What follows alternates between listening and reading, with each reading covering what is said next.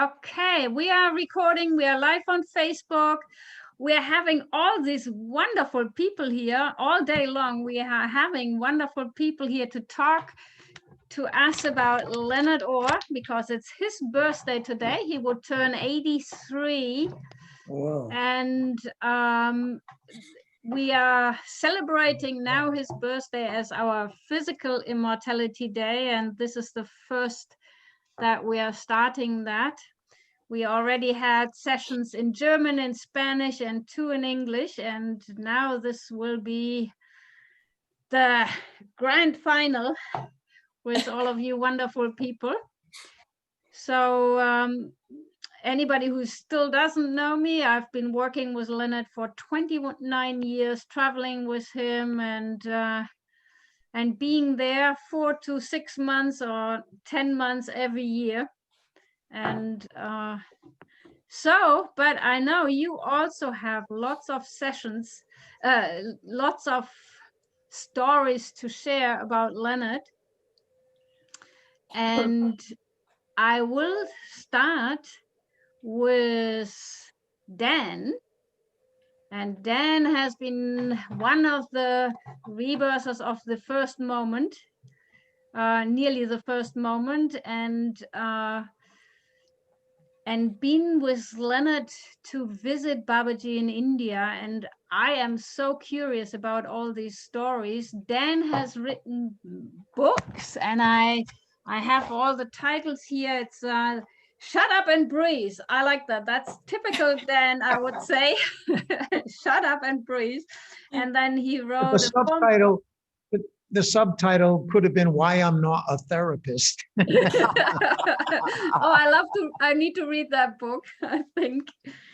And The Principles of Breath Therapy, a Formula for Transformation, Zen and the Art of Breathing, Stress and Breathing, and a brief introduction to Chinese medical breathing exercises, The Art and Science of Breathwork and Spiritual Breathing. You actually majored in human development, and you also were X-ray technologist. I read that on your webpage when I was preparing for this. And then you've been a lifelong student and practitioner of the healing arts, Zen and meditation. And I've heard so many amazing stories about you also in the early days with Babaji. Babaji sending you from house to house, but earlier your life already started with a spiritual experience in your childhood. And would you like to start sharing about your life with us? Yeah. I know it's a lot, but yeah, it was a real full circle moment when I met Babaji in 1980. And at the time, if we wanted to be certified as rebirthers, we needed to meet Babaji. Leonard felt and understood that Babaji was sort of the source of his inspiration for rebirthing. And he was a living example of the possible human. And the idea was, go right to the source. So when I arrived to the ashram for the first time, you had to take a plane and then a bus and then a train and then a car and then hike. And then finally you end up at the ashram, climb up 108 steps up to the ashram. And I was looking for a comfortable place to sit. And I saw this really beautiful sitting place under this big banyan tree. And it just drew me. So I went over and I sat there. And I had been probably only sitting for a minute. And Babaji came running around. And he came and he sat right on the side of me. And he looked at me and he went, "Hee." And that moment awakened in me a kindergarten experience when I was in Catholic school. And the priest was talking about, actually the nun was talking about how we all have a guardian angel. And you're 4 or 5-year-old child, this is real stuff, We all have a guardian angel that was assigned to us. It follows us everywhere and helps us and gives advice. And so as a small child, when I heard that, when I sat down at my desk in school, I would sit on the edge of my chair and I'd leave room on the side of me for my guardian angel. And when I went to the cafeteria and I sat in the cafeteria, I'd leave a little space on the side of me for my guardian angel. And so that day when I arrived to the ashram and Babaji came and he just filled that space on the side of me. And I don't know, something happened, and a blessing of a lifetime, maybe a blessing of many lifetimes. And so my journey with, I mean, how many people get to meet their guardian angel in the flesh? So that was my experience. And then one miracle after the next. And yeah, Leonard, I had basically unplugged. I dropped everything. I literally left my wife. I left my children. I left my job. I got on the bus from Boston to San Francisco, 96 hours on a bus. And I had called Leonard up and said, look, you know, it doesn't seem like I can't do anything else. I need to come out. I need to come to San Francisco. I need to train, and this needs to be what my life's about. Breathwork, rebirthing. And so he said, okay, but before you come, I want you to do these physical immortality affirmations. And I don't want to see you. I don't want you to be in the same room with you until you've looked at this. So for 96 hours on a bus, 4 days, I was doing physical immortality affirmations. And you know, the bus stops along the way, you know, it's cross country. People get off, people get on at different times. And at one point, a guy sat down on the side of me, and I could feel him keep looking over and, you know, seeing what I was writing, and it was activating him. It was disturbing him in some way. And finally, he said, "What are you doing? What is that?" And I showed him these affirmations. I am alive now, therefore my life urge is stronger than my death urge, and going on. And my body, you know, spirit is eternal. My body is matter and energy is eternal. And, you know, all these affirmations. I am immortal until I prove otherwise. You're immortal till you prove otherwise. And so he's reading these affirmations, and he just became kind of like silent and put back the journal, didn't say anything else. And I returned to my affirmations. We got it on a stop. He got off, he went into a liquor store. He got back on the bus and proceeded to get completely drunk and violent. And within all of a sudden, he's on my lap and he's strangling me, literally choking me, to prove to me that I wasn't immortal and to prove to me that I was totally crazy. And the bus erupted. It was the scene. A couple of guys came and they pulled him off, and he was throwing lit cigarette butts at people, and he was harassing. He just went crazy on the bus. And then, so the bus driver, we stopped. The bus driver called the police. The police came, took the guy off. I felt so bad. They were handcuffed him. They put him in the car, the police car. And I went over and leaned over, and he looked at me with these sad, confused face. And he said, "I don't know what came over me. I don't know." And so my lesson was I awakened his death urge, you know.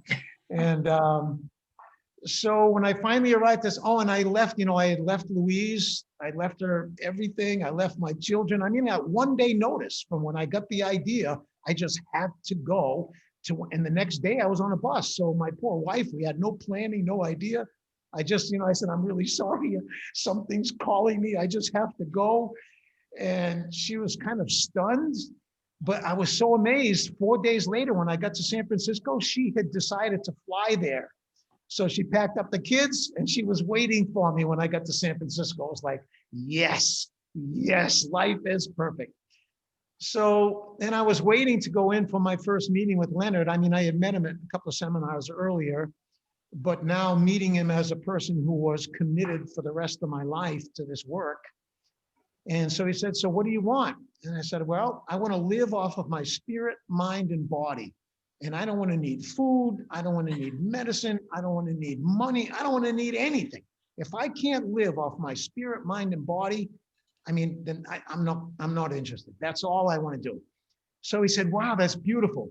give me all your money. And so I did. I walked out of his room with no money, and but I was in bliss. I felt like something had turned. I had made a break from everything. I was on a new path. I could feel it. And when I got, this was at the Theta House in San Francisco at 301 Lion Street there in the Panhandle of San Francisco. And when I got out of his room and walked downstairs, and Louise said, "Hey, what's for lunch?" And I went, "Oh, lunch. I don't have any money for lunch." And the adventure began. And it was just one miracle. And, you know, it just proved to me that if you're all in on something, the universe is all in on you. And miracles just started lining up. Somebody came in Theta House, wanted to do a session, and I was the only one there. I gave him a session. We made $50, and we went out and had lunch. And it was like that the rest of the way. And we did, at the time, we were going cross country. We went to Michigan, and we went down to Taos, New Mexico, and we went to Ann Arbor, and then we went across to go to Washington, D.C. And we bought an international step van, and we were traveling on this Leonard Orr road show. He called it an insane asylum that was run by the inmates. And it was called Inspiration University, IU. And Bo, you know, Bo was in there, and Lars and Mats and the guys from Sweden. And there was just a wonderful group. And it was the first group of internationally certified rebirthers. We ended up in Belgium at the Abbey du Brong in Soest, I think. And had the first, up until then, it was kind of like all Americans, basically, as rebirthers. And this was the first universal, international rebirther certification. And so, yeah, it was a year of miracles. We would go to one place. I'd use all my money to get there. We would sell mala beads or sell CDs with affirmations or sell posters or whatever we could sell, and do sessions, and then make enough money so we could get to the next place. And we'd make just enough money to get to the next place. And then we'd be land at the next place, totally broke, no place to live, don't know anybody, and start over and start over and start over. And then finally, people were getting ready to go to Europe, and they were going to London, to the Spirit Mind Body Festival. Leonard was going to speak there. We were all going to meet. And then from London, we were going to go to India. And that was the tour, the Inspiration Tour of 1980. And so when I got to Washington, D.C., we were going to do a final seminar, and I thought this would be really great. I had a seminar of my own. There was a guy who was going to organize, and we were going to make enough money for our airline ticket and go to London and go to India. And we were all psyched and feeling positive. And when I got to Washington, D.C., we had sold our truck to buy an airline ticket to fly from San Francisco back over to Washington. So we sold our truck. We had enough money for airline tickets. We arrived in Washington, D.C. Again, no money in my pocket, no place to stay. I call up Jim. He goes, "Oh, I forgot to tell you. Yeah, there's no seminar. I couldn't find anybody. I'm going to India. And, you know, sorry." I went, "Wow, that was my plan." But he said, "But you can stay at my place." I said, "Okay, well, at least we have a place to stay." So then the next day, he's going to India.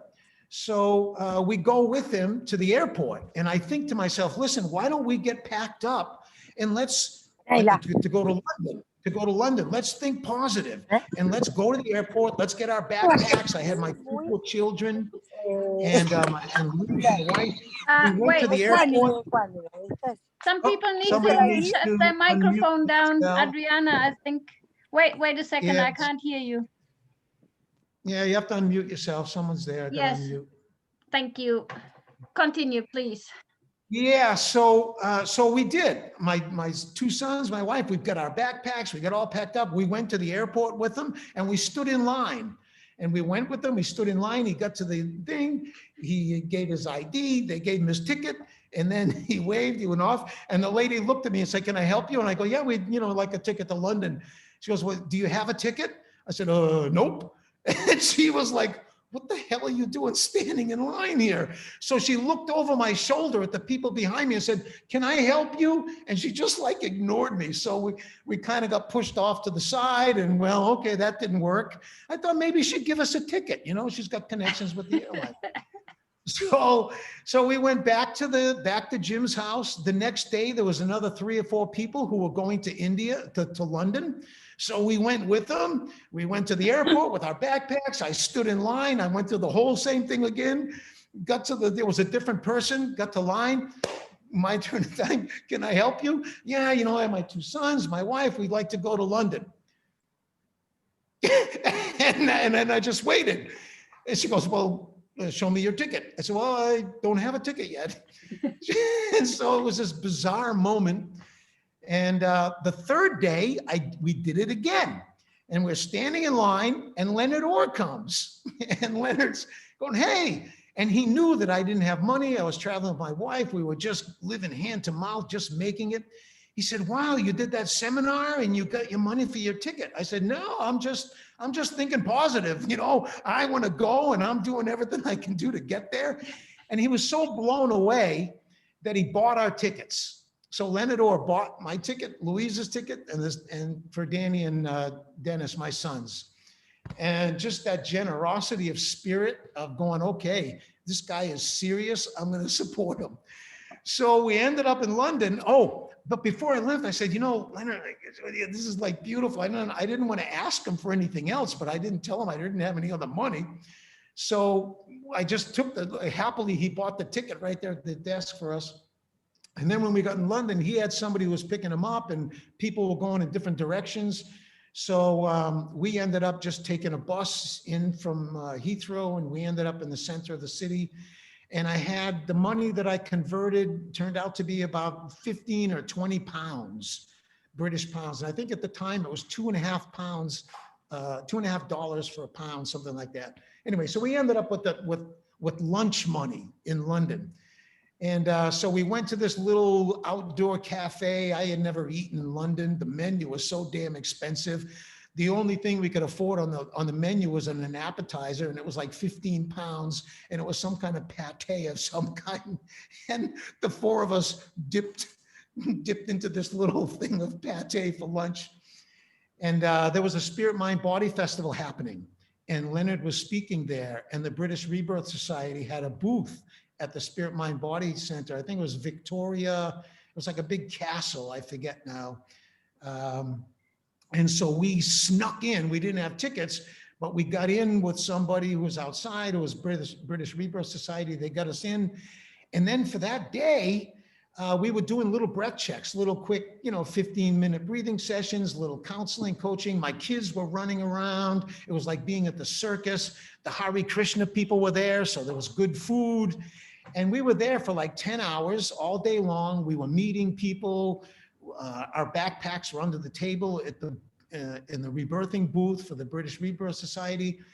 And we did a lot of little mini sessions during the day, and all for free. And we were just promoting rebirthing. And then about 11 o'clock at night, the place was empty. They were starting to sweep up, and we were just hiding out in that little booth. And finally, the security people or the janitor came and noticed us still in the building, because we had no place to stay. And we had our sleeping bags. We were just going to camp out there overnight. And they said, no, you can't stay here overnight. You have to go. So they had already locked the front doors. They had to let us out in the back of the building. And this was a big castle. The walls were like 1 meter thick, and the doors were like, 5 meters high, these giant doors, this thick. And they pushed us out this door, and they closed this door behind us. And we were in an alley behind this building. And the door closed, and reality just kind of crashed in on us. When that door closed, it went and it echoed. And just like in the movies, when the sound stopped from the echo of that door slamming, it started raining. And there was a little roof over the doorstep. And my younger son, who was 7 years old at the time, he was already sleeping. He laid down, he put his backpack under his head, and he was like in ecstasy. He had this wonderful day running around in this crazy place. And Louise, my wife, puts her hands on her hips and going, well, Dan, what's your plan? Standing in the rain in the middle of behind this building in an alley. And I didn't have a plan. I looked over at my younger son and I went, well, that looks like a good idea. Let's just get comfortable here, you know?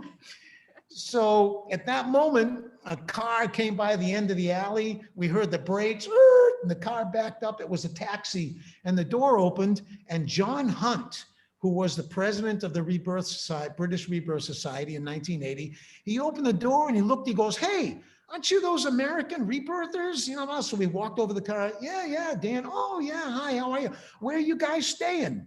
He goes, well, I hadn't thought about that. He said, well, I'm going to Paris for 2 weeks. Why don't you stay in my place? Okay, thank you. All right. So he went to the airport. He told the taxi driver to drop us off. He gave us the key to his house.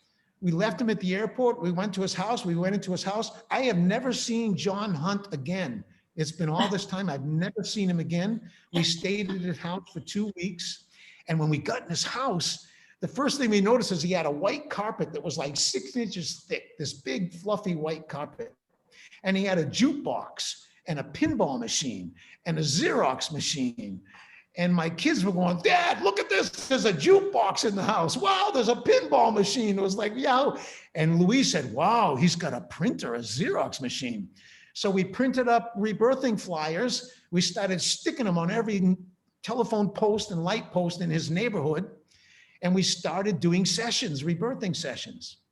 And we were there for 2 weeks. And we made, what was it, 1,765 pounds, or 1,467 pounds. At the end of 2 weeks, we had made that money, and it was time to go to India. So we call up British Airways. How much does it cost for 2 adults, 2 children to fly to India? 1,467 pounds, exactly how much money we had. Wow. And so we bought the tickets. We ended up at the airport. I'm standing in line, and who comes along? Leonard. He goes, oh no, don't tell me. But I said, no, I told him the whole story. We had the money. And I said, but honestly, Leonard, we just spent literally the last money I had to get to the airport on the bus. So he gave me $100. And that $100 was, it was 100 pounds. And it was like $250 at the time. And that money lasted us for a whole month in India. A family of 4 lived in India for a month on 100 British pounds.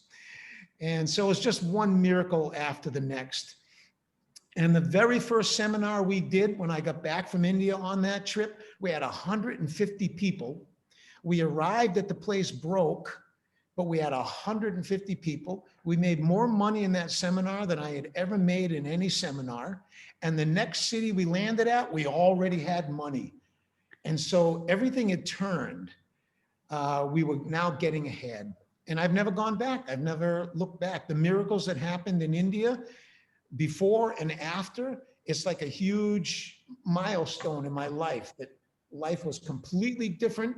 And that day that I met Leonard in San Francisco, the before and after that day, and then the before and after that trip to India, again, my life took a completely different turn, went on a completely different level. So, you know, I think that's I really like to hear the story. Bo told me that when you were in India, that Babaji actually sent you to Haldwani, to the next town, and knock on people's door and tell them that Babaji sent you and that you should rebirth them. So I really love to hear about that. Yeah. And, you know, when at our first little meeting with Babaji, we had a group. There was Zuni from Switzerland and Vera was from Michigan. There was about a dozen of inspiration. Bo was there, and Lars and Mats and a few others.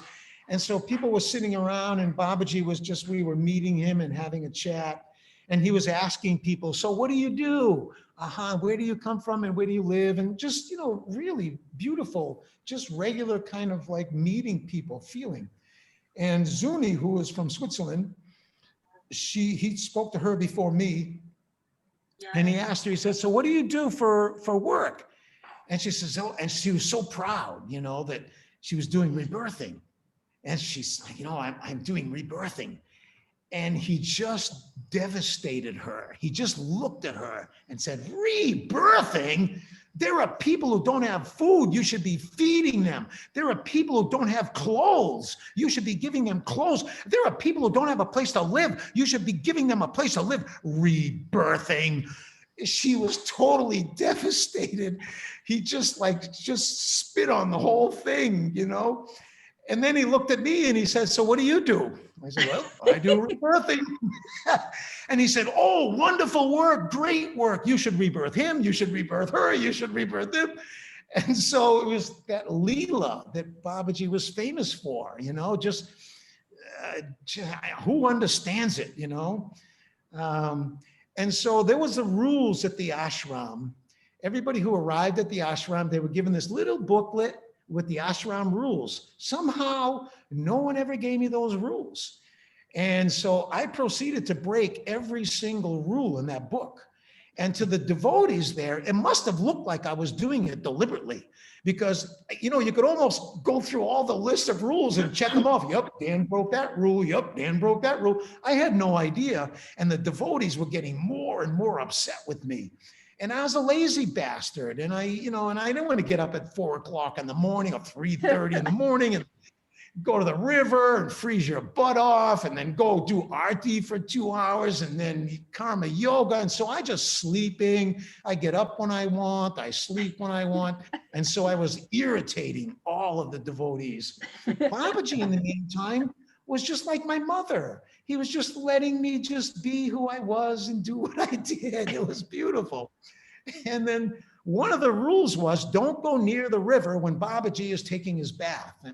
And for those people who might not know, Babaji took a bath in the Ganga River every day in the morning and at night, at sunset, sunrise, around that time. And we weren't supposed to go there, you know, when he was taking his bath.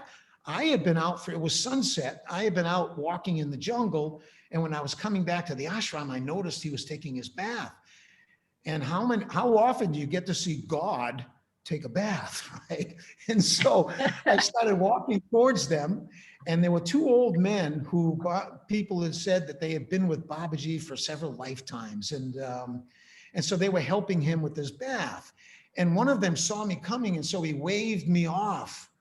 And I pretended that I didn't understand what he was doing, and I just waved at him like he was saying hello, and I kept walking. And then the other guy looked at me with 2 hands, and he went, go back, go back. I could read his lips, but I just ignored him. I said, hello, hello, and I kept walking. And then Babaji turned to me ever so gently. He looked at me, and with his hand, he went like this, and my body went right to the ground, boom. Went, wow, that was weird. He just sat me down from like 10 meters away. And so then I sat there and I just watched for the next 20 minutes or so, and he took his bath. And I'll tell you, it was the first time I ever fell in love with a man. It was the first time I ever even thought of men being categorized as beautiful. For me, women are beautiful. Men, they're like goats and frogs. I don't get it, you know, but I just, what a beautiful man, and his skin and his eyes and his hair. It was like, what am I doing having these kind of feelings of beauty for a man?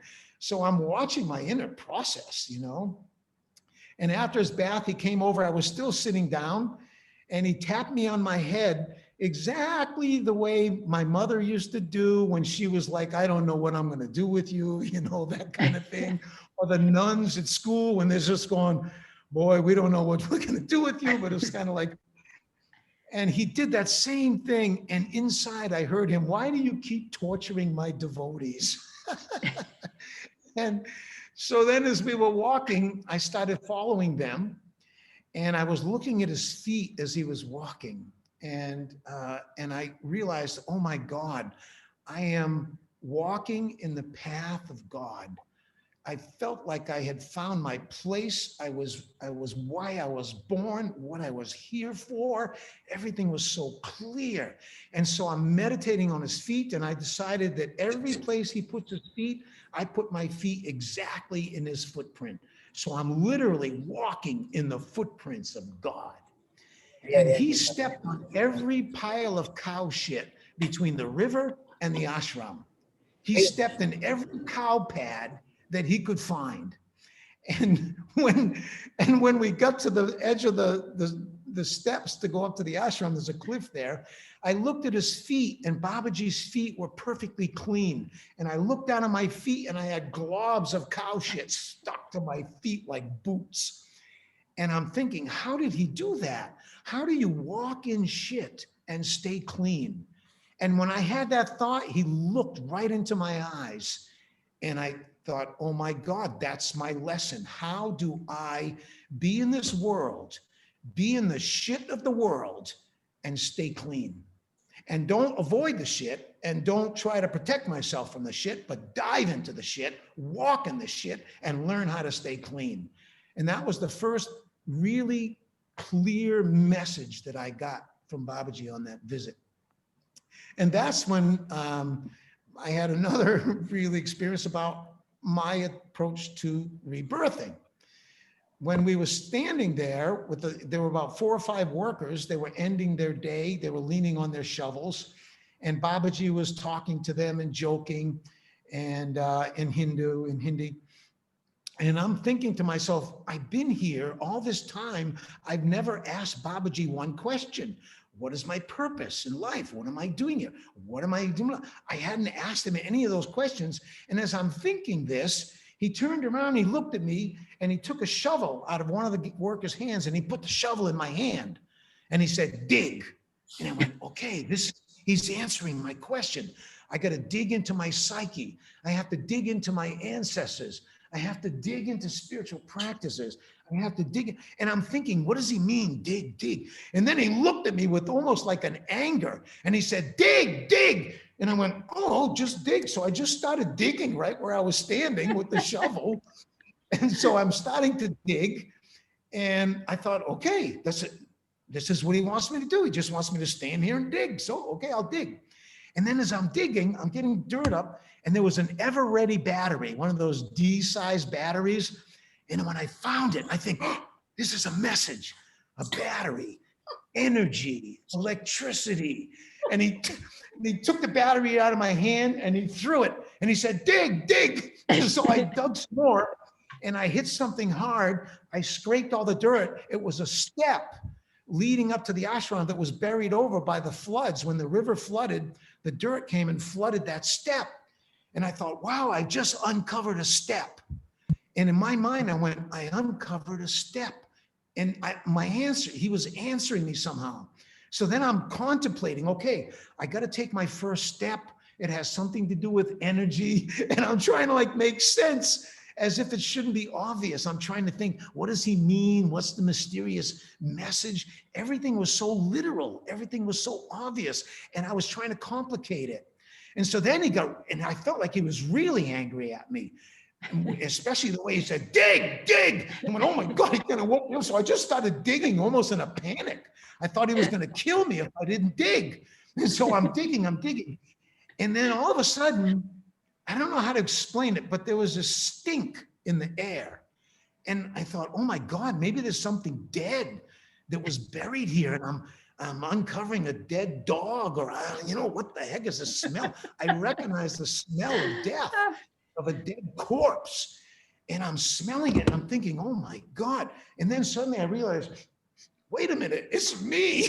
I'm the one who's stinking here.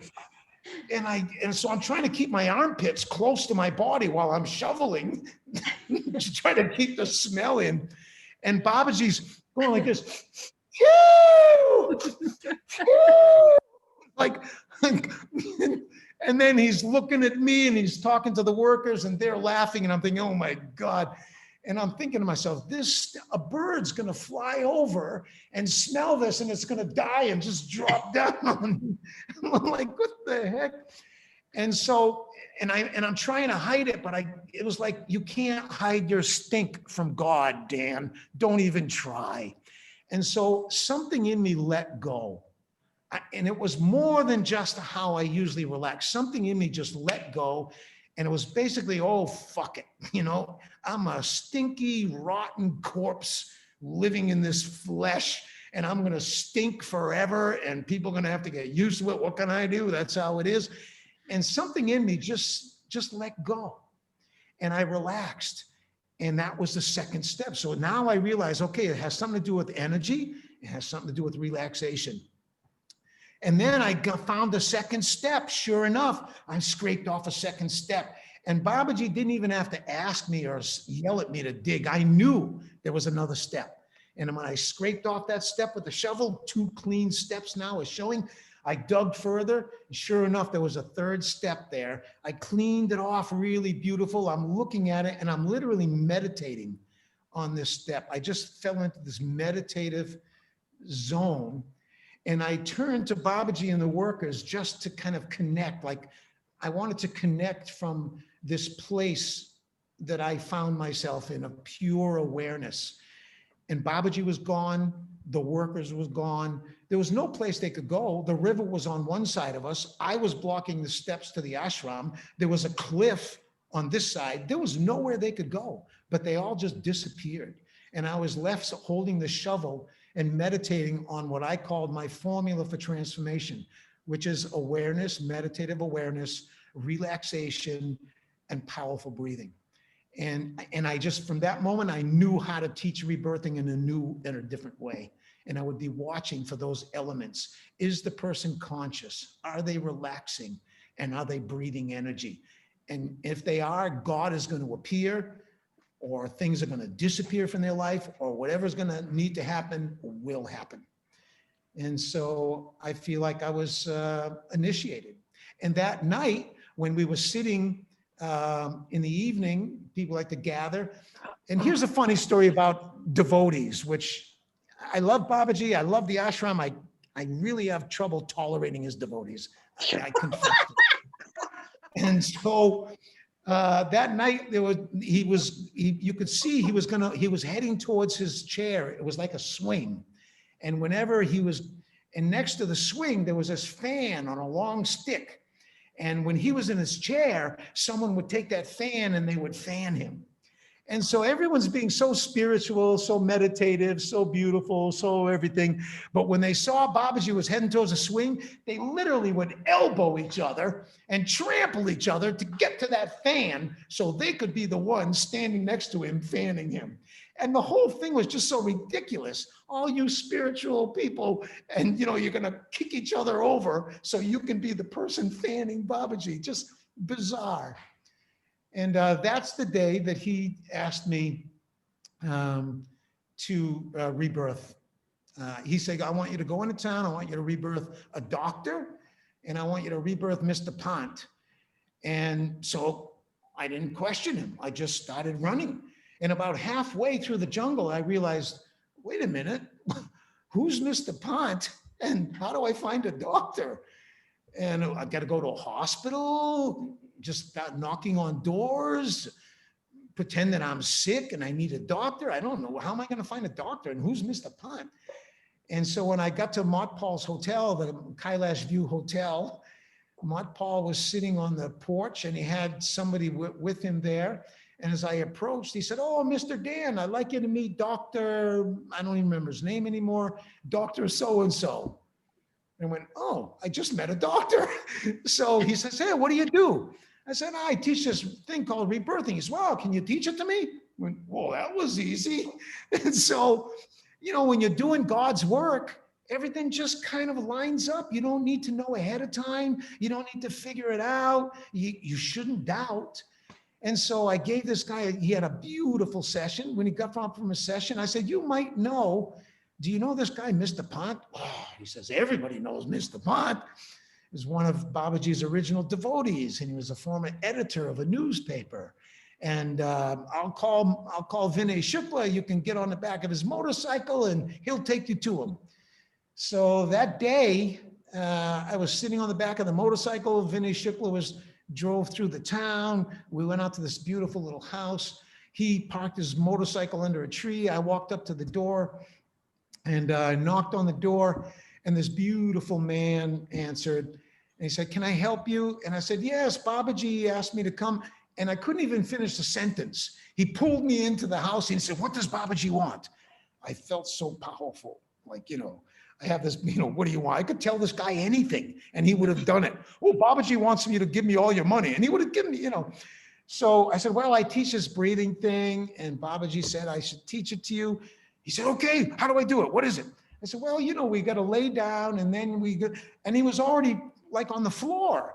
And I go, whoa, whoa, whoa. Do you have like a yoga mat or maybe a bed or someplace comfortable we can lay down, And so he said, yeah, in my room, we can use it's good.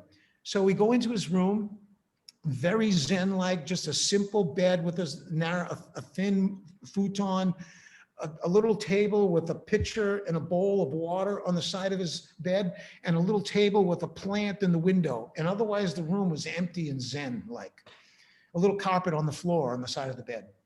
And so he laid down on the bed. I started coaching him. He was doing it utterly perfectly. And just beautiful, perfect rhythm. Everything was perfect. And I look over at him from time to time and fucking guy's doing it perfect. I don't even get to coach him. I can't even I can't be the teacher. He's doing it perfect. So I'm looking around. I'm kind of getting bored. Look over him. Yep, he's doing it perfect. Now looking around.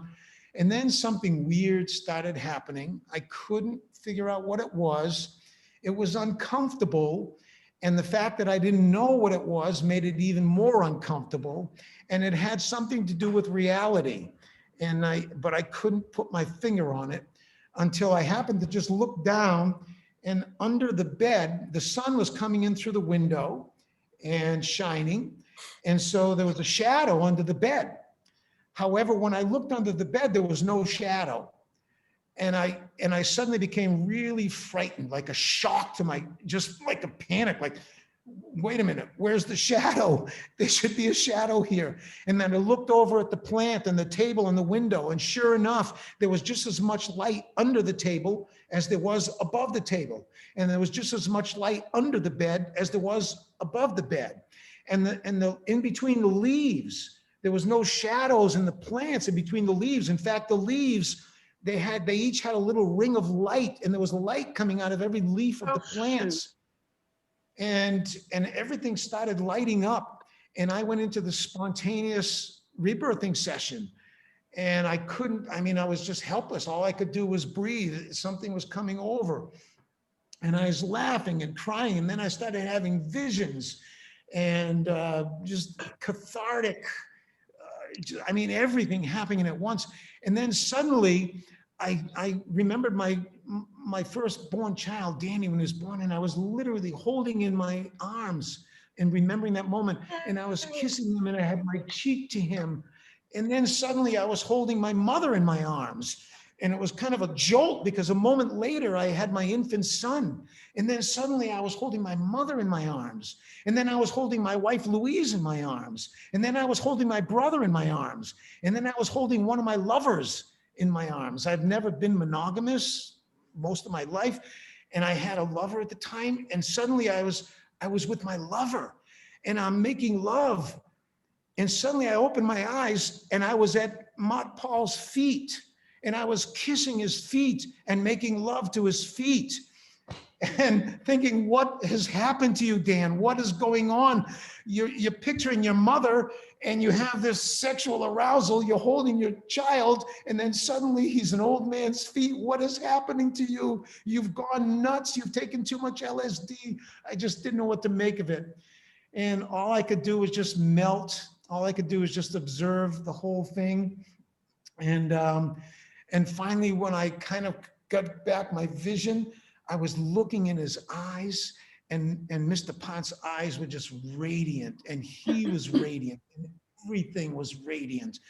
And suddenly, someone was under one arm, and Vinay Shukla was under the other arm, and they were walking me out of the house. I was floating. I couldn't find my edges, my borders. It was just amazing.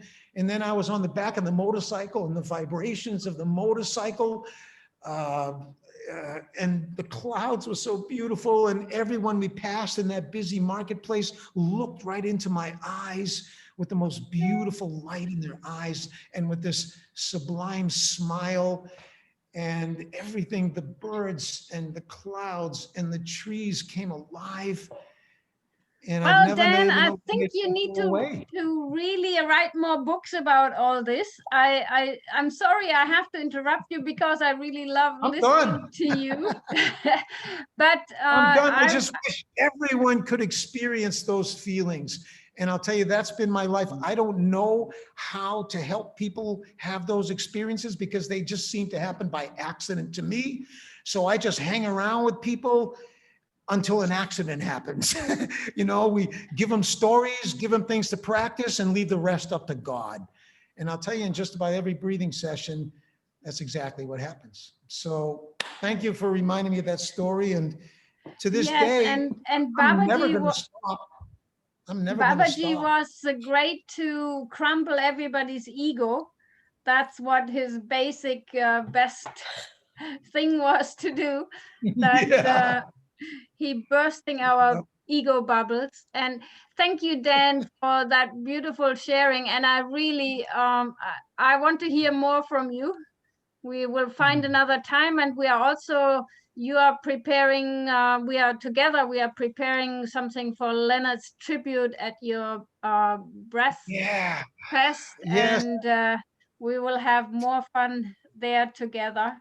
Thank you for being here with us. Yeah, thank you. That's And the your Leonard Orr life tribute. energy, and thank you. Thank you. My pleasure. Thank you. Thank you, everyone. Thank you. Yeah, that's the Breathing Festival. The Breathing Festival, Valentine's Day, February 14th. We're going to do a tribute to Leonard Orr. If you love Leonard Orr, let all lovers know. You can record a little clip or send us pictures or quotes. We're going to gather, I think, pieces online. She's gathering all the materials. We have a production company. We're going to create a little short film, and we're going to show it to the world on Valentine's Day in February at the Breathing Festival. So yeah, contribute to that. It's going to be amazing. Thank you for your enthusiasm about life. Yeah. Yes. Peace. Who's next? I'm not so familiar because more now I hand it over to you, Peace, and to Sara, because we have a lot more speakers now. You have to unmute. Yes, I'm having problems with my internet connection here. So let me know if you can't hear. I think we have David and Pauline. Okay, we have David and Pauline Mcnab coming up next. That's what I have on my schedule. I know we made some changes and we have more people jumping in. So hey, could I just say hello to Dan? Could I just say hello to Dan? Sure. I was in the, can you hear me?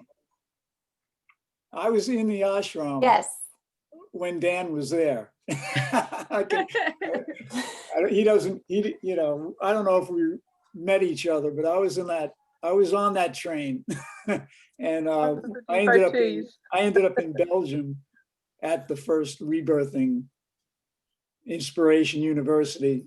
And I was, I'm a certified rebirther from that circus over there.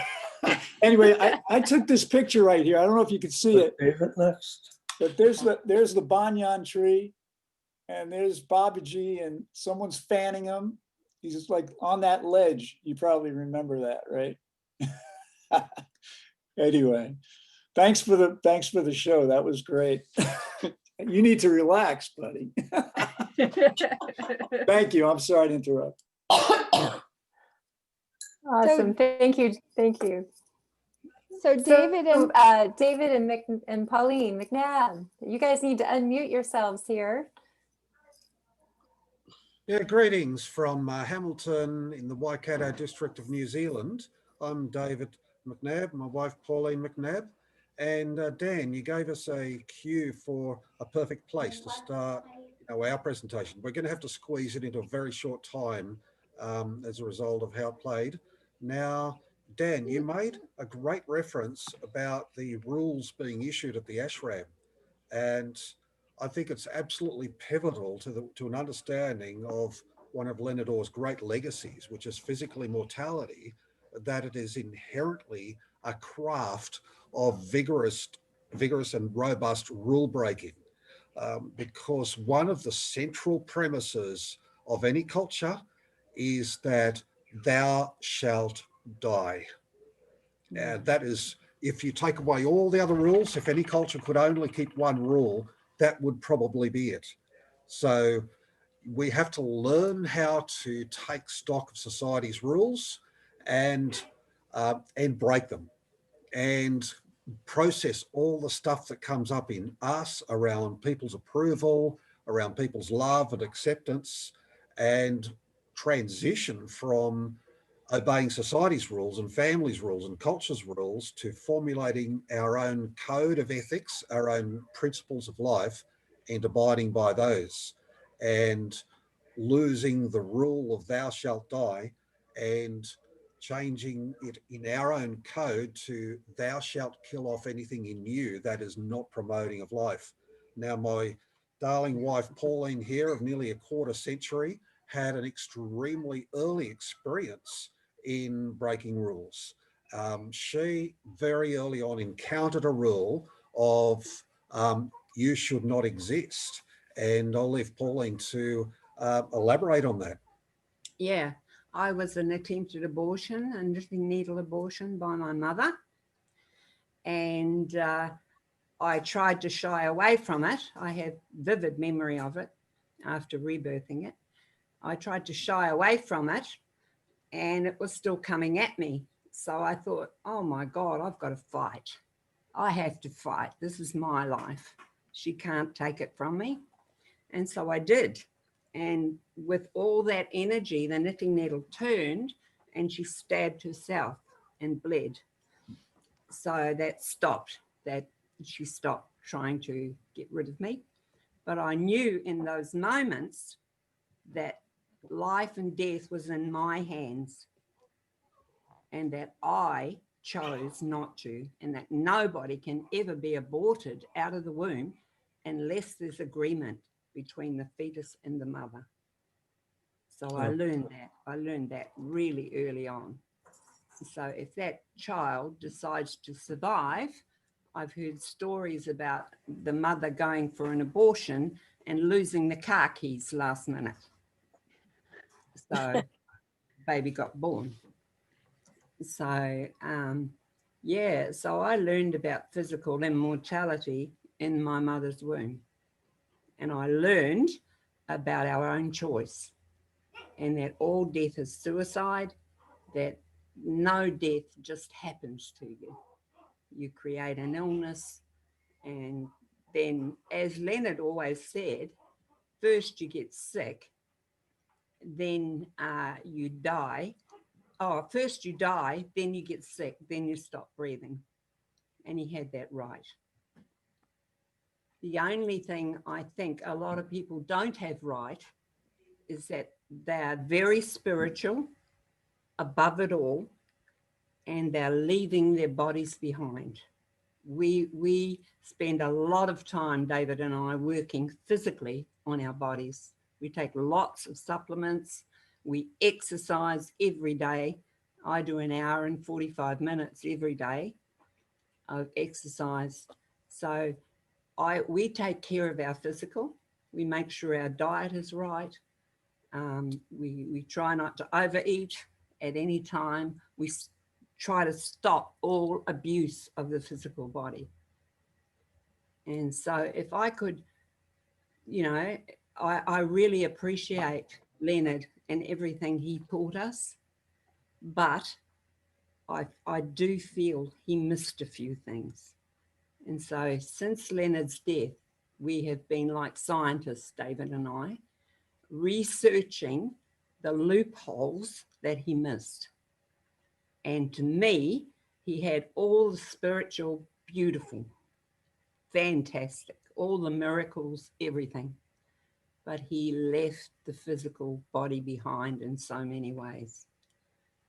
So that's our focus, is not only the spiritual. We have lots of miracles happen in our life. I've had an encounter with Babaji that I could speak about. We were in Melbourne walking down the main street. My father had died of Alzheimer's, And there was this guy on the sidewalk, and he was acting like he was either drunk or had Alzheimer's. And so we walked down the street a bit more, and we came across him again. He was sitting on a bench on the main street. And I just something said to me, turn and look at this guy. So I turned and looked, and his eyes just pierced right through me. And as we were walking down the street, a miracle happened. He was walking up the other way, and there was no way he could get down this street without passing us, and he hadn't passed us. So I knew then it was Babaji. And I got home and had massive grief, father grief came up. I just fell apart, just almost fell on the floor. So that's my little encounter with Babaji. Yeah. So I'm all for the spiritual side of life, and it's beautiful, and miracles do happen. But I see so many people leaving their bodies behind. And that makes me really sad. We have a Physical Immortality weekend coming up on our 3rd weekend of our course. And I can't wait. It's my favorite subject to teach. And I just see cold water rebirthing to me is the marriage. It's the true baptism. It's the marriage of the physical and the spiritual together. And so I'm sorry. I'm so excited to hear you say this, because there has been this, you are all in, as Dan said, when you're all in, miracles happen. And I have heard People Unlimited speak about being all in, only they absolutely shut the door to any possible spiritual God or afterlife. And when I hear that, I understand energetically about needing to be all in, needing 100% of your energy committed to the here and now. And there's just, so, but you're not denying the spiritual, and I have had people say to me, oh, they deny the spiritual. And I know there's a spiritual dynamic, but what I'm hearing you say is, yeah, you have to be all in for the physical body. And yes, there's a spiritual leave no element. Stone unturned. Mm-hmm. Uncover every stone. Don't miss anything about the spiritual or the physical. Yeah. And that means you are complete with the spiritual and the physical together. That means having the courage to deconstruct every single premise, every single value, every single principle of your life. Now, there's a little thing for us in terms of gurus and guides where we've noticed there can be a bit of a trap in the pursuit of physical immortality, and that trap can emerge even in our relationship to Babaji. The question is, do we venerate, do we worship Babaji as a God in human form, or do we acknowledge and honor him as a mentor and a demonstration of someone who's attained divinity in his body, and use that as a prod for us to evolve to divinity in our body? If I look into Babaji's eyes in the photo, all I see is myself reflected back. That's all I see. I don't see anything else. So there's, throughout history, it's like every generation has a guru du jour, the guru of the day who, everybody falls in love with. Sai Baba had a massive following. One of our rebirthing trainees actually did a PhD in Sai Baba's teachings. But that, if you fall into the loving arms of a guru, the guru outside of yourself, the God outside of yourself, then that, I struggle to see how that can be compatible with keeping the body alive and immortal forever. Whereas if we use these people of spiritual attainment as examples, and we looked at taking from them that which works and even learning from them things that haven't worked. Now, Leonard, for all his beautiful gifts and wonderful legacy he's given us, I compare him to the German pioneering aviator Otto Lilienthal. He was one of the first people to fly successfully in gliders, and they were the precursors to the Wright brothers who invented motorized aviation. Otto Lilienthal flew several times successfully. He did crash lethally, but people who came after him learned from the errors, and they learned how to get airplanes that stay up in the sky. So now it's safer to get on a plane than it is to cross a busy street. So we can learn from these gurus, but ultimately the real guru has to be us. We're accountable to ourselves and ourselves alone. Leonard used to tell a story about Bartragy, and correct me if I'm getting the names wrong, but that he was granted as physical immortality as a boon from Babaji, and that for those first few hundred years, he was not able to maintain his physical body on his own, but he ultimately learned, and his, so there's that piece of it. If you wanted to speak to that. That's exactly what we're saying. Yeah, and Babaji he needed the support of the guru to reach his own. Yes, and that's exactly where we're coming from. And one of the signature energies of Babaji is that he feels like a catalyst, an agent of shortening the path. He can compress decades of growth into a couple of moments. Interesting. Yes. Very good. Well, thank you. That was beautiful. I really enjoyed that. Okay, so people who come to our trainings get to know us as very raw, very primal, very irreverent, highly rule-breaking, and very confronting to the values of society. And I guess we live up to a poster I saw once published by a fundamentalist church that lists 101 sinful activities that'll guarantee you a place in hell, and rebirthing is up there amongst all these others like yoga, astrology, Wicca, meditation, and so on. Yeah, we are the trainers from hell. I have to own that. But we take it a different way. We work with entering your own hell and processing your own hell and coming out the other side into heaven. We've got a bit of a slogan.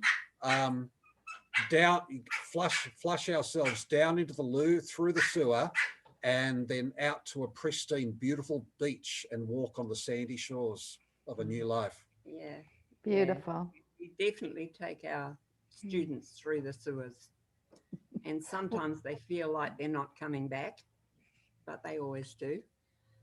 Yes, I'm aware of your work is very powerful. Yeah, we've come to realize that when you take rebirthing to that level, when you add that rawness, that primal intensity of confrontation, challenge, emotional release, and the willingness to go through death after death after death, rebirthing becomes a sacred initiatory teaching. And it gets very tricky to try and market it as a therapy. It just does not fit therapeutic frameworks. It is an entity all of its own. It cannot be put in a box because rebirthing needs to be free.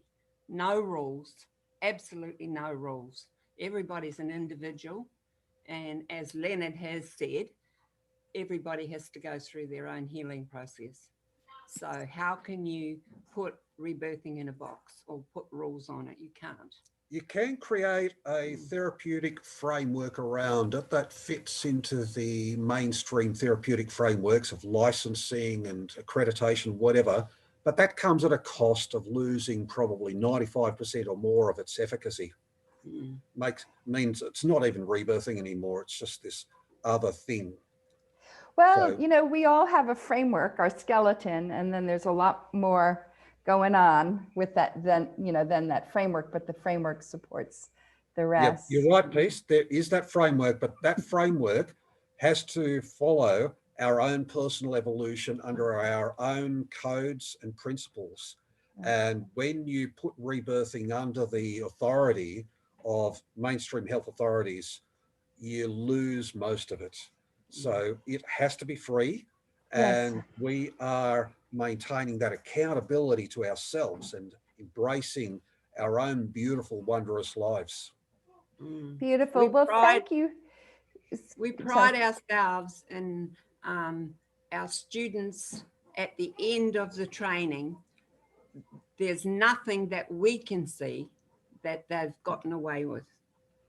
There's no blockage that they're holding on to that we haven't noticed and haven't helped them to deal with. So that's it in a nutshell. That's how we do our trainings. Okay, so thank you very much for having us. Yeah. And it's been a pleasure to share with you. And Dan, I loved your stories as well. Highly inspiring. Yeah. And it's a great historical recollection of the energy around that time. Yeah. I'm glad to meet you. Fantastic. Yeah. Heike, Oh, and thank you, Dan, for sending us Sandro. He said that you recommended he come to us, and he's since done a training with us, and now he's a high flyer. He's our star student. He's taking breathwork out into the world. He's a celebrity. He is the most brilliant student we've ever had. And thanks to you. Yeah. Okay, thank you. Heike, please check the waiting room. I think we have a couple of people in there, and Tanya's will be trying to get in a moment too. So thank you so much, Pauline and David. I really enjoyed and appreciated everything you shared. And the next up we have, where's Liah? Liah Holzman. Can you please unmute your mic? So Liah Holzman was, sorry. Hello. Hi, welcome. Can you see me, Peace? Yes, I can see you and we can all hear you. And Liah was Leonard's personal assistant in the earlier years of Theta House in San Francisco. And she wrote the baby Baba Guru. I came across that in Leonard's when I was at the training center, and you had me in tears. Baba Gugu. Baba Gugu, that is it.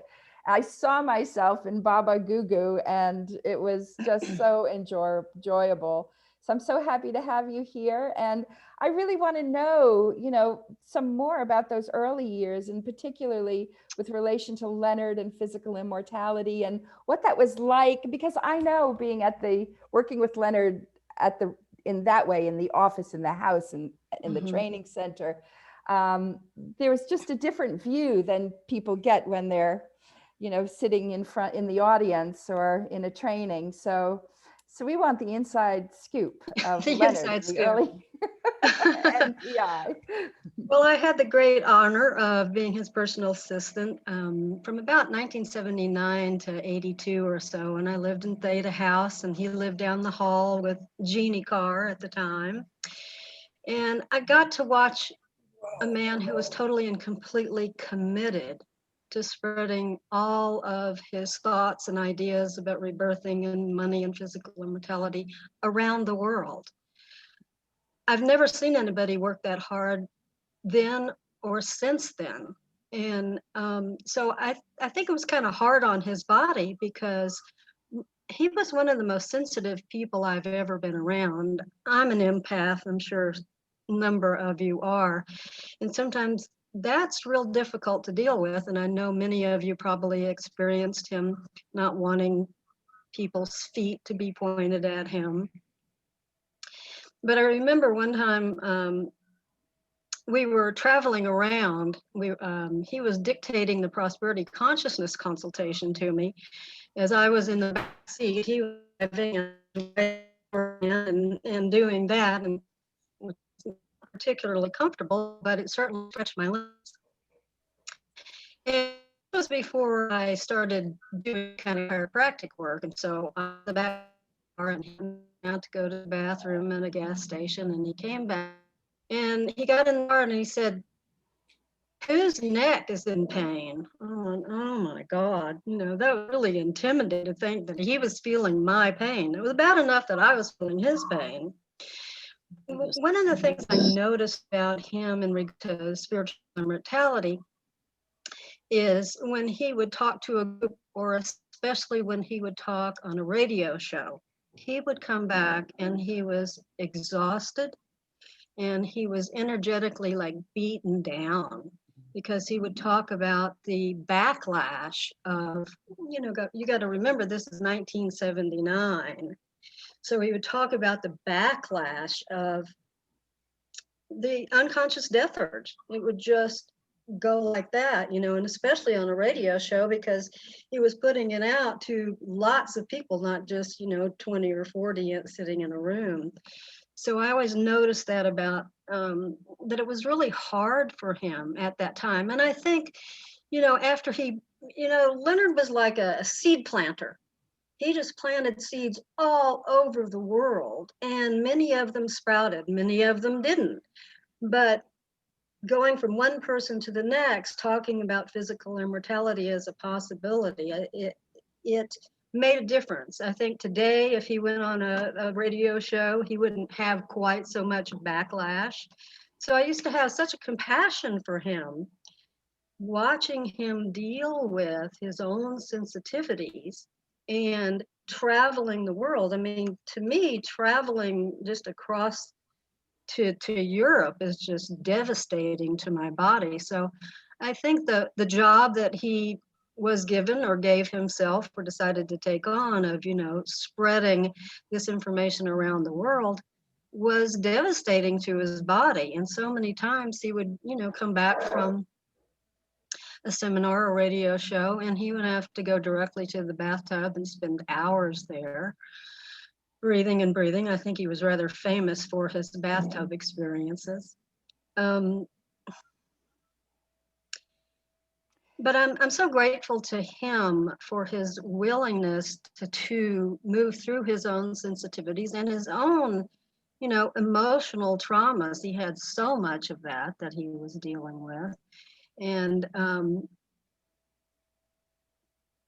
I just have a lot of compassion for him. And that's not to say, especially back then, he drove me nuts. I mean, he used to make me so mad and so frustrated, I'd just throw up my hands, and I'd give him hell, I just gave him hell at times. I didn't put up with crap, and he had plenty of that. But he was always so kind and so patient with me, because, I thought he was a little emotionally unbalanced. Well, so was I. I was just extremely angry, and I still have to deal with that a bit. But I remember one time I wasn't living at Theta House. I had moved out and I was in an apartment, and I was organizing the loving relationships training with a friend of mine for about a year. And it was, maybe 3 or 4 days after the training was over. And I had brought home one of the beautiful flower arrangements. There's always beautiful flowers at the loving relationships training. And Leonard had given me, I think it was just a retype of the Physical Immortality book, and it was all about Babaji, and so I'm sitting at my desk and I'm typing up all this stuff, and I have these beautiful flowers on my desk. And I had a friend with me and we were talking, and I looked over and, the flowers were drooping, because it was days after this training and they were just drooping. And after typing this stuff about Babaji and physical immortality, I looked over and I was like, oh my God, they had perked up. And I went, okay, I'm liking it. So I think physical immortality got a little bit easier for him as he went along. And when I first started talking about physical immortality, for me, it was like, oh, thought is creative, death is inevitable. Well, that's all I can create is death. So physical immortality, that makes sense. And the nice thing about physical immortality is you can always change your mind. So I remember I was telling everybody about physical immortality. And back then, you know, people were like, well, I don't want to live forever. You know, they'll get almost angry. And I had been spending time with a man who was a palm reader, and he was very spiritual and very evolved for the time. And I also was very involved with, I had a cane or a magic wand, a long wooden thing. And we were sitting and talking, and he had the cane in his hand. You know, it was like a walking stick. And so I started talking to him about physical immortality. Well, he also happened to be a life insurance salesman. So I told him about physical immortality, and you could just see his body. And he had that cane in his hand, and he picked that cane up like this. And I thought, oh my God, he's going to strike me with his cane. His death urge was like that. Maybe his prosperity consciousness was affected too by me talking about physical immortality, which would wipe out a life insurance salesman's job. So I love Leonard, and I know he was very, very human. And part of me is glad that he's not dealing with this pandemic, that he's getting to rest after working so very hard. I have a feeling that he is doing some incredible work wherever he is, and I'm very grateful. Thank you for so much, Liah. Thank you. Okay, let me mute myself. Thank you. So Heike, I believe you're going to introduce Tanya next. Yes, and there's a couple of people that have the microphone on, and I can't mute it because there seems to be some sound in the background.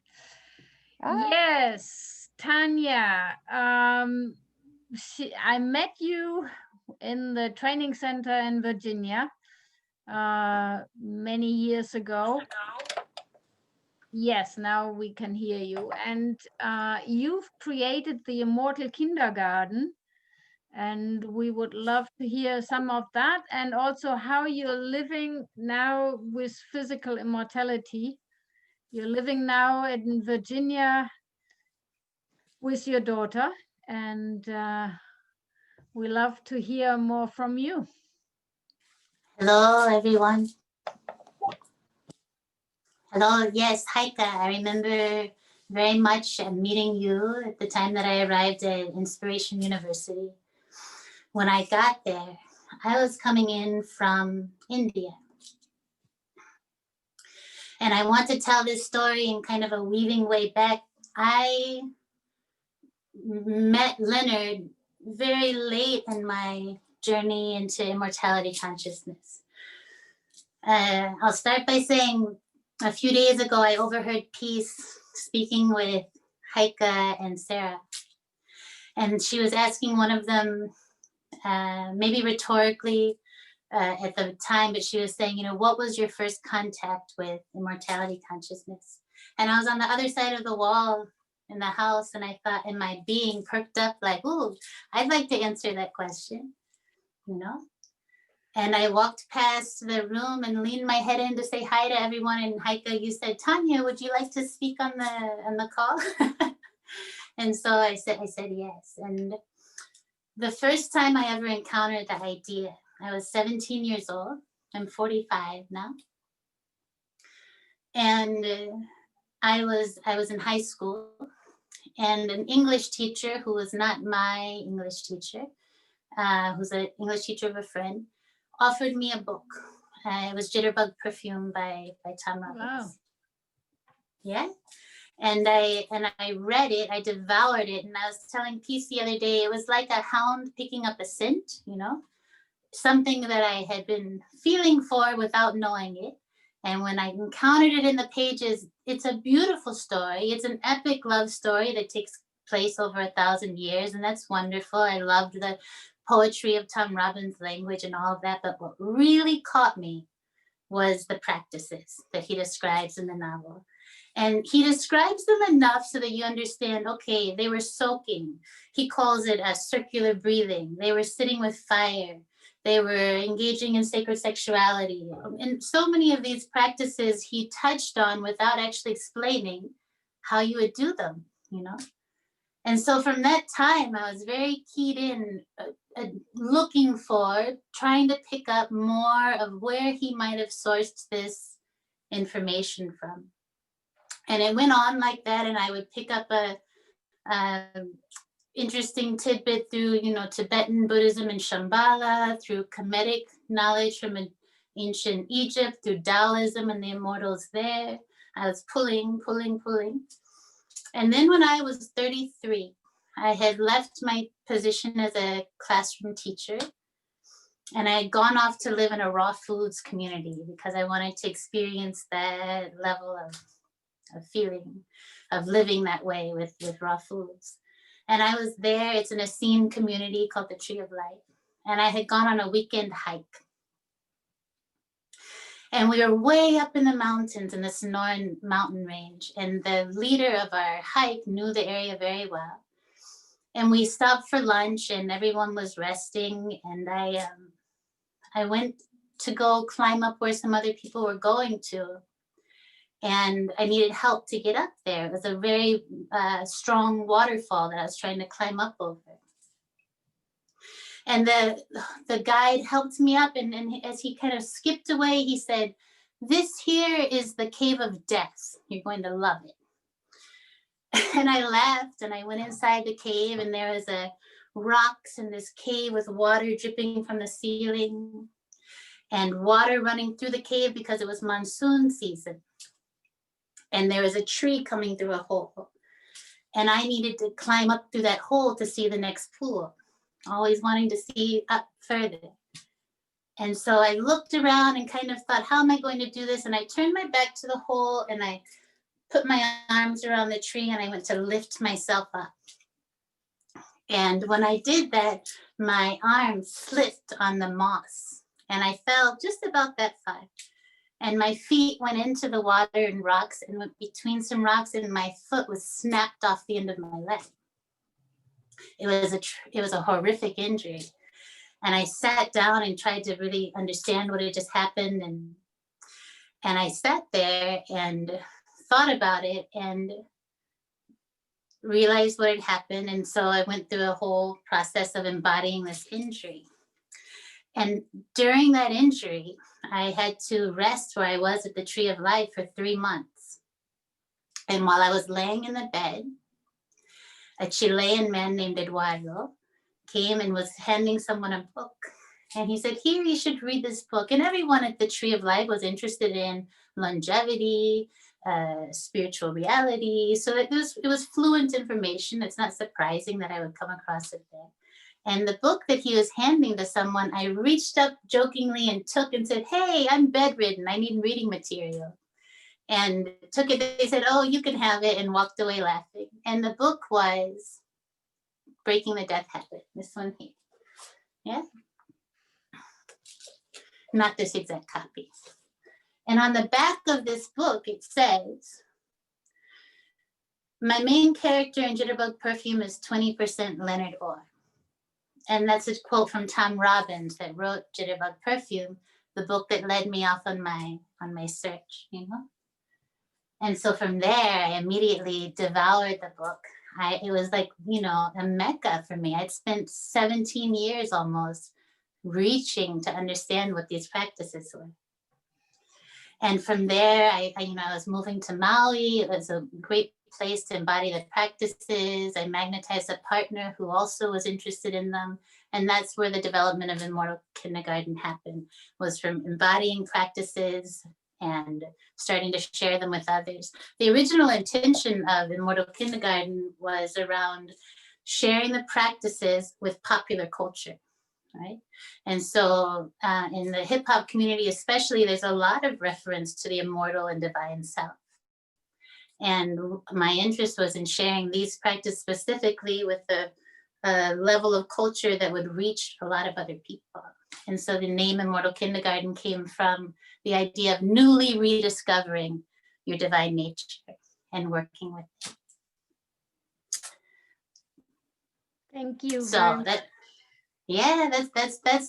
the first contact. And since then, the process that unfolded when I got a rebirther on Maui and went through my first 10 sessions was I was in about my 3rd or 4th or 5th session with her, and things were coming up, and she said, you know, Tanya, I feel like you need to do some homework in relation to motherhood and unpacking how you feel about being a mother, about your own mother, and any fears that you have, any desires that you have. Just go get present to that. That would be a good thing for you to do.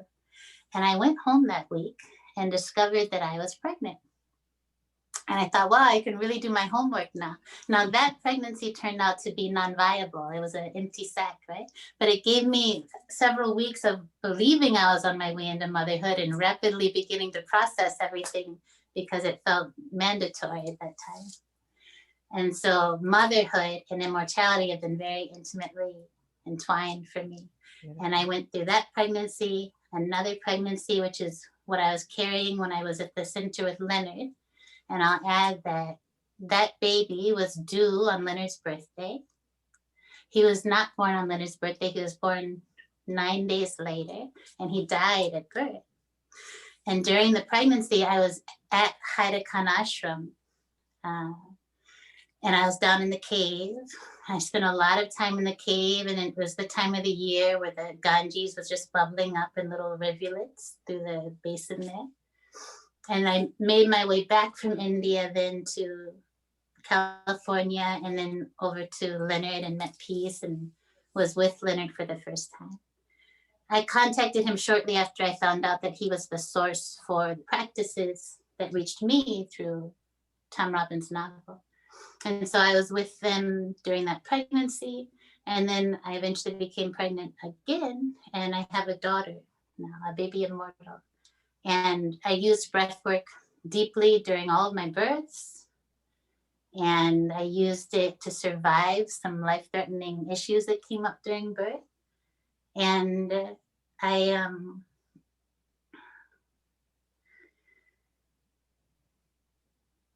I feel as I wanted to add one last thing, is that Leonard last year died on September 5th, and that's my birthday. And it was a week after I moved here to Stanton, where he had his home for the last years of his life.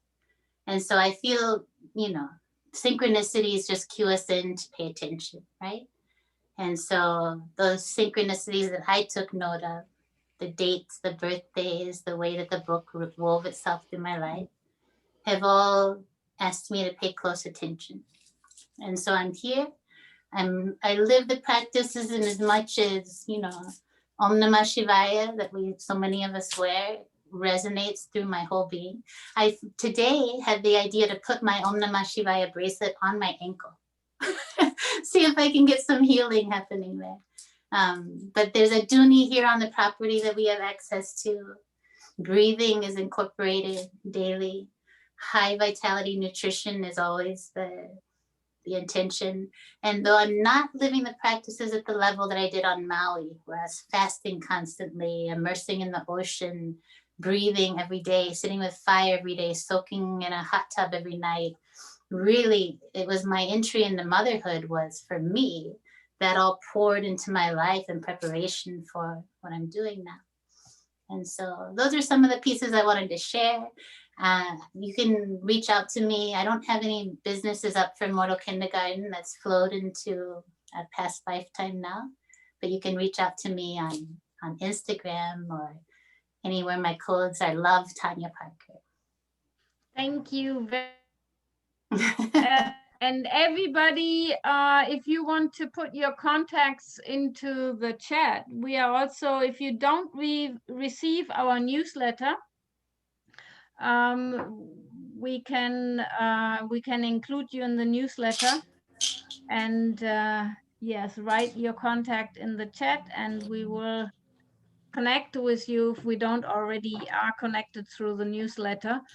And I just wanted to say that James left, and he came in the first meeting this morning, and he was sharing also about his experiences in the ashram, and he just left the message here in the chat that when I was leaving the ashram, I asked Babaji for a word of wisdom. He said, keep chanting, Bole Babaki Jai, keep breathing, stay safe, everyone, and thanks. So, yes. We have Maureen and Tony next, and then. Yes. Yeah. I give it over to you with that. Okay, beautiful. So thank you, Tanya. I enjoyed that very much, and welcome to Maureen Malone and Tony Lomastro. And Maureen was my first rebirther. I met Maureen and Tony when they were organizing an event for Sandra Ray, and I had heard of Sandra Ray. I'd read her books, and I said, oh, I want to meet her.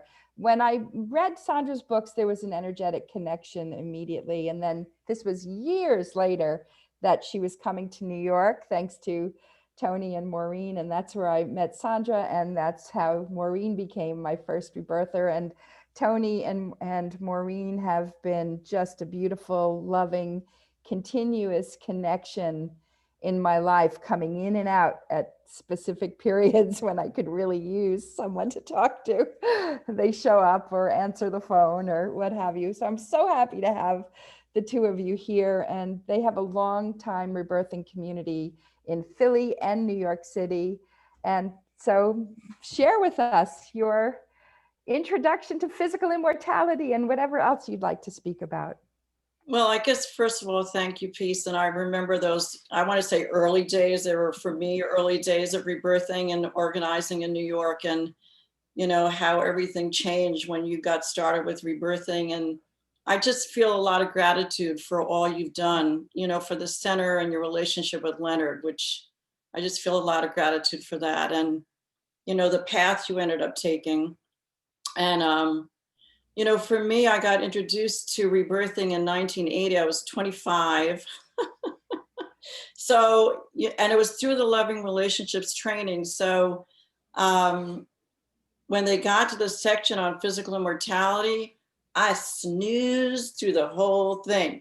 Like, I could not handle, I was working on self-esteem at 25. I was like, couldn't even hold the concept of physical immortality in my body. And, you know, I think I shared with you, Peace, that something that really opened for me around that topic initially, especially when I had to, you know, was given the assignment in a rebirthing training to teach about it.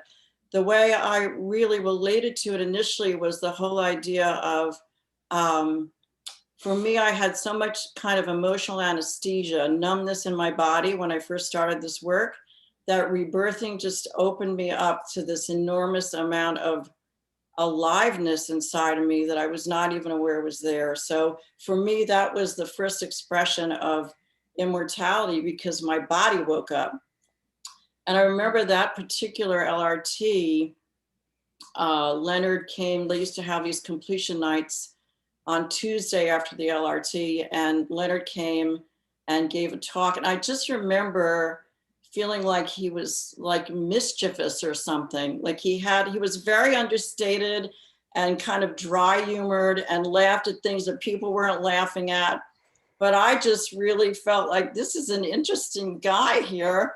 And he was just so understated compared to, like, you know, if you've ever been to a Loving Relationships training, you know how the energy is and the trainers, and Leonard was just like, and so it was just really delightful to meet him. And I did not encounter Leonard again.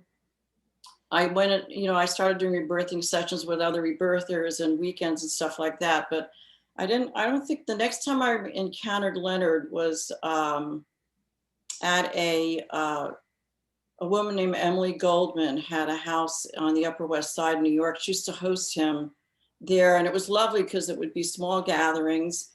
And I got there early, and I think Leonard was in the house. He might even had Rainbow. I think it was Rainbow with him, but he was in the house somewhere. And I hadn't seen him yet. I was kind of just in a room, like I remember I was looking at some books, and I was in the room alone. And as I was just kind of leafing through some of his books, I felt like my breath opened up, like, you know, like those blowers they use to get a fire going. Yes. I suddenly felt like something like, and I'm looking at the book and suddenly aware like my body opened and my breath opened. I'm like, what? I was witnessing it and feeling it at the same time. And I just like turned around for the second, and Leonard had just been standing in the doorway. And I absolutely felt and feel like he had such an incredible Shakti.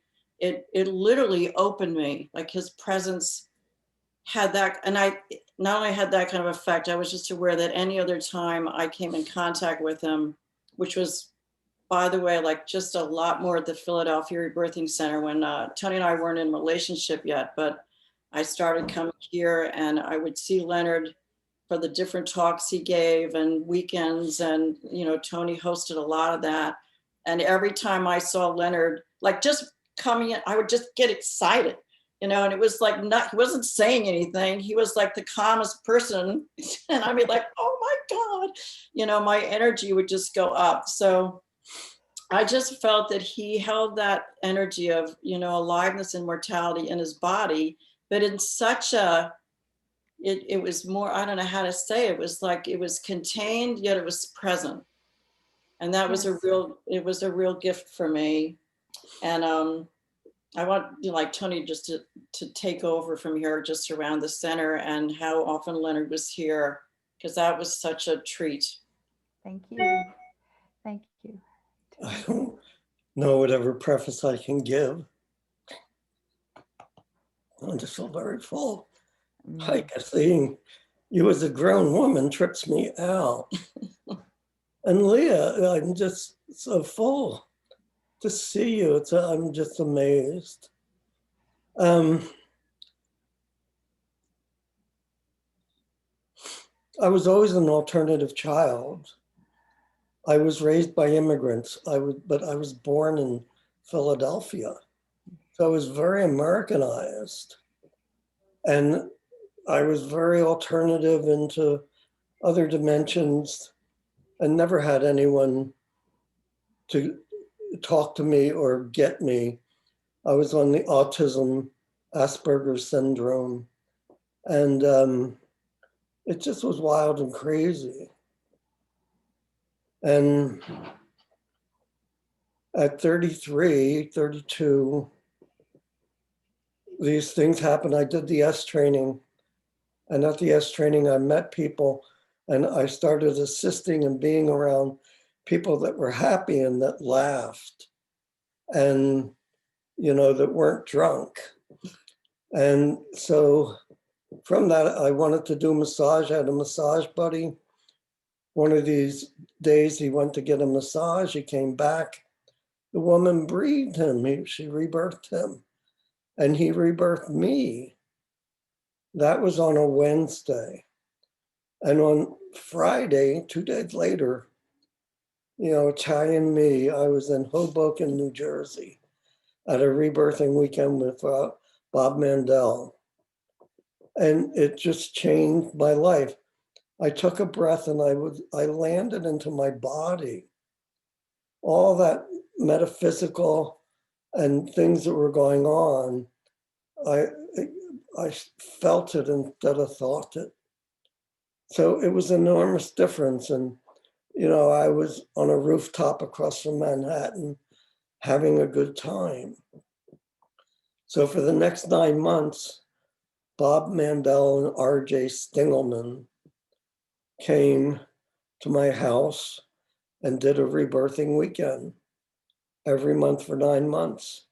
And I kept accounts and people's names and cleaned my house. It took me 5 days for the mess. And that's how the center started. I had no idea. Like Leonard said, he didn't create rebirthing. Rebirthing found him. So I never knew what a center manager was.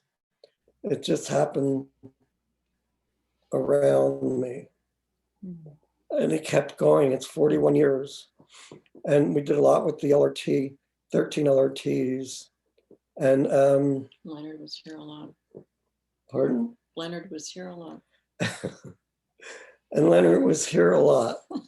And we would organize for him in a place called Doylestown. My wife was prompting me. And you know, every time we saw him, my life would do a 180. Everything would change. And all he did, we'd get 50 people for him, and he would just let everyone answer a question. Oh, I love that. And we all answer a question and go home. And he liked this house because it was like Theta House to him.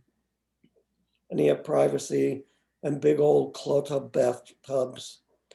So, you know, Babaji, in the 80s, you had to have an invitation to go to India. We got an invitation. We didn't have the means. So I don't even know the first time in a dream, Peter Kane was in front of me, and we walked into this room, and he made a long stride, Peter. And I walked over to see who was in the bed, and it was Babaji. And I kept looking at him, and the essence got brighter and brighter and brighter, like the beatific vision. And it was so all-encompassing and bright. And all of a sudden I woke up and I'm like, oh, you know, what happened? And I just laid there for my reaction, and it just made me feel very still. And the gratefulness that Baba was with me. And he's appeared multiple times, once in a form of the cloud that formed in the Babaji. In my vision, I was driving to Montville to rebirth people, and I was just infused with this energy that was enormous and big, and rebirthing people in Montville. I don't even know what happened. And I was in Vegas a lot teaching, and I was doing body work on a crap dealer, Loogie. She asked me. So I was sitting in a chair with the massage table to my back, and Babaji appeared in the kitchen. And it was so beautiful. He was in white robes with gold piping, and that picture that he's smiling like this. And I'm, you know, wow. And he walked over and he laid into my arms, and he was weightless. And I said, Baba, I'm with a client. And he got up and just weightless and walked back into the kitchen. I saw his back and just vanished. And last month he appeared again. I was doing a group rebirth, or a rebirth with Rhonda Levan and Tracy. They did the Divine Mother, a song, the Divine Mother thing, 50 minutes of breathing, chanting the 108 names. So I did 50 minutes of breathing, 108 names they're chanting, and I was going through something, you know, whatever the process was. And Baba appeared on the bed. And it was the first time he just appeared and was presence and was, I felt, taken care of and protected and safe. And my process cleared. And, you know, it's like, there was so much with Baba and Leonard, and it's given me my life. I have 3 wives and 4 children, and I buy sneakers for everyone. You know, it's been a living, and it's worked, and it's been my healing.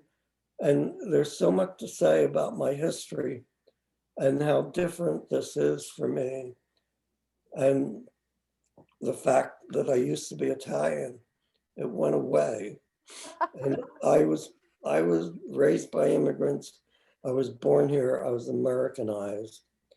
And I was used to large family all the time, which was perfect for community. And the community has never stopped. Our 9-month program just continues as a wonderful, wonderful thing. So I'm grateful. I'm truly grateful. And I'm grateful to the 2 of you for introducing me to this work in a good way. Yes. Thank you. And for Leonard, you're the first time I ever heard of Leonard Orr was at that training weekend. Sandra was speaking of him, and you had all his books out there. And then I accidentally got him on the phone, and that was my life changed. That was it. I love selling books. I believed if I stood back there at the book table, books sold. And it was a business. Yeah. Selling books at the LRT, the one days, our rebirthing weekends. It was enormous, enormous. And that thing about emotional energy, I would wake up, or we would wake up on a Monday morning, just looking at the ceiling of a weekend of 300 people. And oh my God. And one day I just had a decision. I can't continue this way. I need to feel alive, energized, present. I got a diaper to change. I can't lay in this bed, and it's like, and it changed from that decision. I can be in these big programs and not feel exploded and wasted on a Monday morning. I have things to do, a faucet to fix, a diaper to change, a bill to pay. So it happened.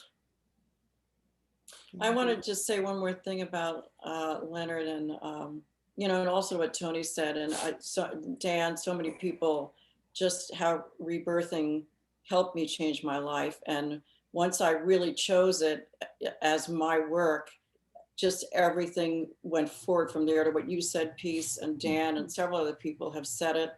And I found my honey. She's raised by immigrants. Both parents flew over. Yes. One by boat, one by plane. Yes. First generation. First generation. Yay. Wow. Generation. And she's still Irish. And I'm still Irish. She's not Italian. I'm still Irish. And no, but I just wanted to, because Tony mentioned this, that favorite things Leonard did was when he would go around the room and like process people. But it was like, so they'd say their thing. He would just give him the truth, simplicity, love version of an answer. And I just love that because it was so potent and so powerful. And, he was just a master. He was just a master. And my first wife, Liz, when we would do these big 50 people, Leonard asking questions, she was the only one he would say, "What do you do?"